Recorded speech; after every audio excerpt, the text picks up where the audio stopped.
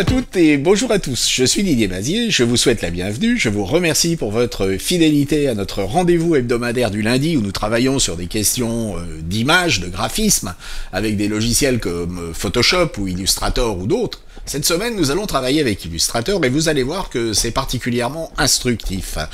Avant de démarrer, je vais vous demander de mettre un pouce en l'air si la vidéo vous a intéressé, de vous abonner, d'activer les notifications pour être prévenu des sorties de ces vidéos, mais surtout, je vais vous demander de partager cette vidéo et puis les autres sur les réseaux sociaux où vous êtes présents. Vous faites une publication, un post, avec un lien vers cette vidéo et de manière à ce que tout le monde puisse en profiter.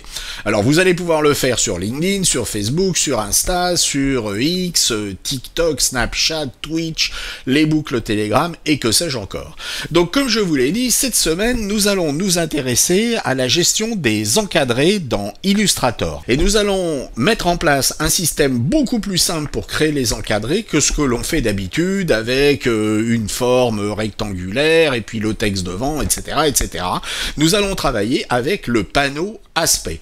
Alors c'est quelque chose qui va être très intéressant, j'espère que cela va vous être utile, mais encore faut-il se mettre au boulot et on va le faire sans plus tarder.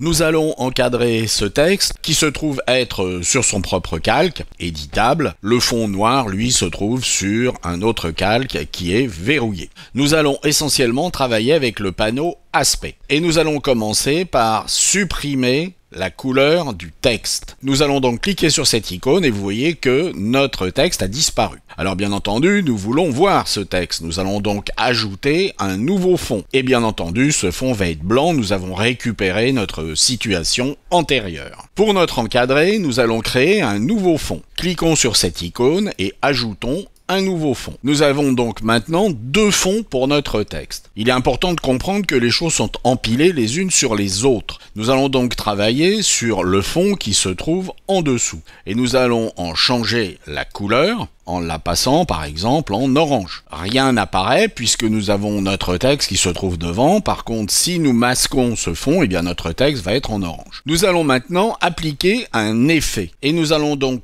convertir notre fond en rectangle. Nous avons maintenant un rectangle avec des arêtes vives. Notez que vous auriez pu demander de convertir en rectangle arrondi. Nous avons la même chose, nous avons simplement ici un arrondi. Il y a une largeur supplémentaire de 18 pixels dans les deux axes et nous avons un rayon de 9 pixels. Vous voyez que nous pouvons agrandir ce rayon. Nous avons maintenant notre encadré. Notre texte, bien entendu, reste totalement éditable et la taille de l'encadré suivra notre texte. Pour obtenir un contour, nous allons dupliquer notre fond. Nous allons sélectionner notre fond et nous allons demander à le dupliquer. Nous avons donc deux fois notre fond. Notre fond qui va se trouver dessous va être blanc ou quelle que soit la couleur de votre choix. Nous allons maintenant demander un effet. Et cet effet va être un effet de décalage. Vous le trouverez dans Tracer, Décalage. Et nous allons gérer l'épaisseur de notre décalage.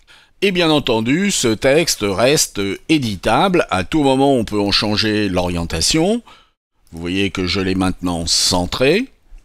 Et on va pouvoir le modifier ou ajouter des éléments de texte en gardant toujours notre encadré. Une fois notre texte modifié, vous constatez qu'il continue à se trouver à l'intérieur de notre encadré. Et là où les choses vont devenir encore plus intéressantes, c'est que nous avons un panneau des styles graphiques. Nous pouvons donc sélectionner l'encadré que nous avons réalisé et puis le déplacer vers les styles graphiques. Et nous avons maintenant un style que nous allons pouvoir affecter à d'autres textes. Je vais sélectionner ce texte et je vais cliquer sur ce style graphique et vous voyez qu'il a été appliqué à mon autre texte. Nous avons donc un moyen, une fois qu'un style graphique a été créé pour faire un encadré, eh bien de l'appliquer à tous les autres textes. J'espère que ça va vous être utile pour vos flux de production, et puis je vous dis à la semaine prochaine. Au revoir.